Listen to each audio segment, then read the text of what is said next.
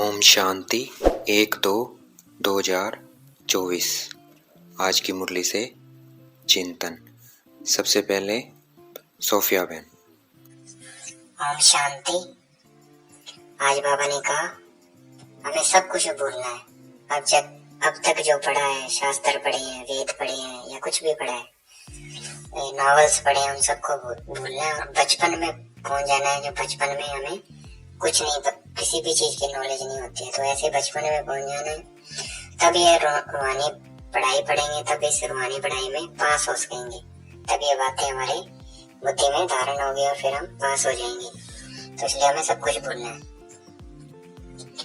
बाबा ने कहा दिव्य बुद्धि की निशानी है, दिव्य बुद्धि की निशानी है, जिसको मिल गई है उसकी ये निशानी होगी कि वह इस दुनिया को देखते हुए भी नहीं देखेगा, वो किसी से प्रीत नहीं रखेगा और शिव बाप अर्थात परमात्मा उनसे खुश होंगे। वे उनकी याद में, शिव बाबा की याद में, परमात्मा की याद में निरंतर रहेंगे और वो सेवा में भी आगे जा सकते हैं। ये निशानी है उनकी। हठ योग और राजयोग सन्यासी सिखाते हैं, वो है हठ योग। हठ योग में क्या सिखाते हैं? हठ का संन्यास। हठ का संन्यास होता है हठ योग। उसमें घर बार छोड़ के वो जंगल में चले जाते हैं एकांत में और ब्रह्म को याद करते हैं और समझते हैं कि हम ब्रह्म में लीन हो जाएंगे। ये हठ योग है। लेकिन हमारा क्या है? हमारा है राजयोग। हमें बुद्धि से इस दुनिया का संन्यास करना है, घर बार नहीं छोड़ना है, अपनी जिम्मेवारियां सब निभानी है, घर में रहते और एकांत। हमारा एकांत है एक के अंत में खो जाना, अर्थात बाबा की याद में क्या हो जाना? मगन हो जाना। और हमें राजयोग में क्या है? हम घर जाते हैं, जिस घर वो लीन होने के लिए कहते हैं ब्रह्म। ब्रह्म क्या है? हमारा घर है, रहने का स्थान है, उसमें लीन नहीं होते हैं, वहां हम जाते हैं और फिर वापस पाठ बजाने यहाँ आ जाते हैं। दोनों जो संन्यास है, हठ योग और राजयोग, इसमें देह भान करने का त्याग करते हैं, पर वो उसके लिए क्या करते हैं? घर बार छोड़ते हैं और हम बुद्धि से त्याग करते हैं। उनको शांति धाम का नहीं पता है हठ योगी को कि वो घर है हमारा और वहां हमें जाना है। कोटों में कोई इस ज्ञान में आते हैं। क्यों आते हैं कोटों में कोई? क्योंकि 850 करोड़ में से 33 करोड़ देवकुल की जो आत्माएं हैं, जो भारतवासी हैं, वही ये आकर ज्ञान उठाते हैं। बाकी धर्म वाले नहीं आते हैं, इसलिए कोटों में कोई गाया हुआ है। ज्ञान का सागर परलौकिक बाप को कहेंगे, लौकिक बाप को नहीं कहेंगे। अब 84 का चक्कर कंप्लीट हुआ है, इसलिए दुनिया खत्म होने वाली है, पुरानी नई दुनिया है। तो 84 चक्कर दोबारा से शुरू होएगा 84 का, तो उसके लिए क्या चाहिए? नई दुनिया। तो इस पुरानी दुनिया ने खत्म होना है। हम पुरुषार्थ कर रहे हैं सुख धाम जाने का वाया शांति धाम। ओम शांति। अब बारी है बीके जोहन भाई। ओम शांति। कोई मरता है तो कहते हैं वैकुंठ पधारा, वैकुंठ गया, स्वर्ग सिधारा। परंतु ऐसे मरने से कोई स्वर्ग नहीं जाता है, नरक में ही रहता है वो। स्वर्ग में जाया जाता है, ये रूहानी पढ़ाई पढ़कर स्वर्ग में जा सकते हैं, वैसे कोई नहीं जा सकता है। वैकुंठ सिर्फ भारतवासी जानते हैं, इसीलिए सबसे ज्यादा मंदिर का है भारत में है। क्यों? क्योंकि भारतवासी वैकुंठ में होकर आते हैं। वैकुंठ से सतयुग त्रेता में भारतवासी थे और कोई धर्म वाला नहीं था, इसलिए सबसे ज्यादा मंदिर है भारत में। इस वक्त कोई वैभव नहीं है, जो वैभव सतयुग में होते हैं वो इस वक्त नहीं है। इस वक्त क्या है? तमो प्रधानता है सबसे ज्यादा। सबसे ऊंचा सुख स्वर्ग का सुख है, उसके लिए ही हमें पवित्र बनना है। सब कुछ कौड़ी मिसल हमें तब लगेगा जब हमें बेहद का वैराग्य वृत्ति आ जाएगी, इसलिए तब हमें कौड़ी मिसल लगेगा। जब तक वैराग्य वृत्ति नहीं आई है तब तक हमें लगता है कि ये बहुत बड़ी चीज है, परंतु ये सब क्या है? जो भी हम देख रहे हैं ये सब माया का क्या है? माया का भव का, और ये सब कौड़ी तुल्य है। इनसे सुख नहीं मिल सकता है, सुख शांति नहीं मिल सकती है। अल्पकाल का मिलता है, मिलता भी है तो शास्त्रों में भक्ति है, ज्ञान नहीं है। शास्त्र हमें सिखाते हैं व्रत कैसे रखना है, मंदिर कैसे जाना है ना। तो ये सिखाते हैं, लेकिन ज्ञान की बात नहीं है उनके अंदर। इसलिए जब ज्ञान मिल जाता है तो और कुछ पढ़ने की दरकार नहीं रहती है। जब तक ज्ञान नहीं मिलता है तो हम और कुछ ना कुछ पढ़ते रहते हैं, कभी नॉवेल्स पढ़ते हैं, कभी कुछ पढ़ते हैं। हमें अपने आप को इस रूहानी पढ़ाई में लगाना है, क्योंकि इस रूहानी पढ़ाई से ही हम देवता बनते हैं। अच्छा, ओम शांति। अब बारी है बीके चार्ली भाई। ओम शांति। हमें बाबा से दिव्य बुद्धि मिली है और दिव्य दृष्टि मिली है। दिव्य बुद्धि से हम इस दुनिया को देखते हुए भी नहीं देखेंगे कि निरंतर शिव बाबा की याद में रहेंगे, शिव बाबा हमसे खुश होंगे और वो सेवा में भी आगे जा सकते हैं, जो जिनको दिव्य बुद्धि मिली है। और दिव्य दृष्टि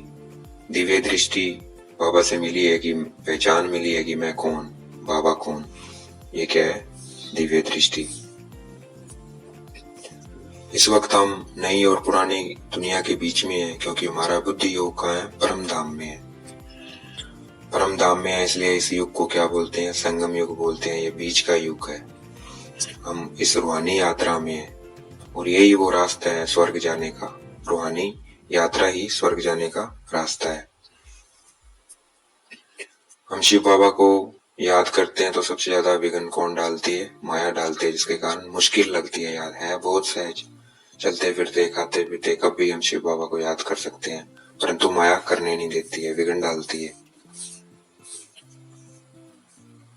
ब्रह्मा का मंदिर भी है, नाम भी सुनना है, पर मिलता क्या है मनुष्य को ये नहीं पता है कि शिव बाबा आकर ब्रह्मा द्वारा ही हमें ज्ञान देते हैं, परंतु ब्रह्मा से मिलता कुछ नहीं है।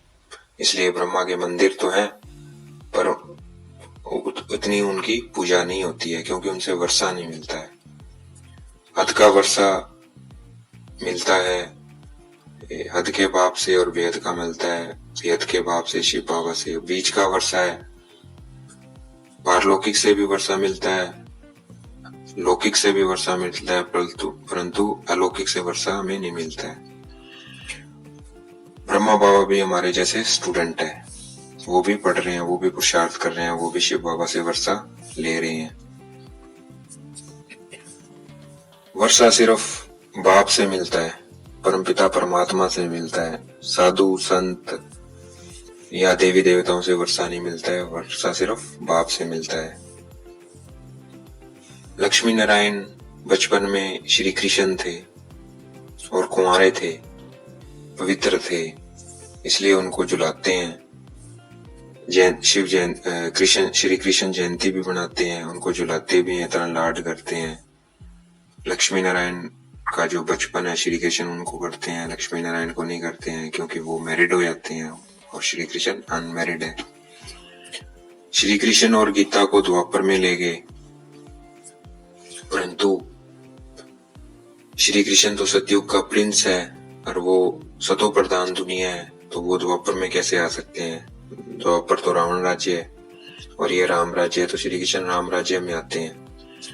और गीता अभी शिव बाबा संगम पर सुना रहे हैं हमें ब्रह्मा द्वारा, तो उसको भी द्वापर में ले गए दोनों को, तो ये गलत है। गीता बाबा ने सुनाई शिव बाबा ने संगम पर, और श्री कृष्ण कब आते हैं? सतयुग में आते हैं। ये ज्ञान परंपरा से नहीं चलता है, ये ज्ञान अभी सतयुग में प्राय लोप हो जाता है। ये ज्ञान हमें अभी संगम युग पे मिलता है और फिर 21 जन्म हम उसकी प्रारब्ध भोगते हैं। और भक्ति शुरू होती है द्वापर से। भक्ति में ज्ञान नहीं है, इसलिए साधु संतों ने क्या कहा कि हम रचता और आदि मध्य को अंत को नहीं जानते, क्योंकि वहां ज्ञान ही नहीं है। ओम शांति। आगे बाबा ने कहा, ज्ञान किसने कितना धारण किया है उसके अकॉर्डिंग ही वो कहलाते हैं।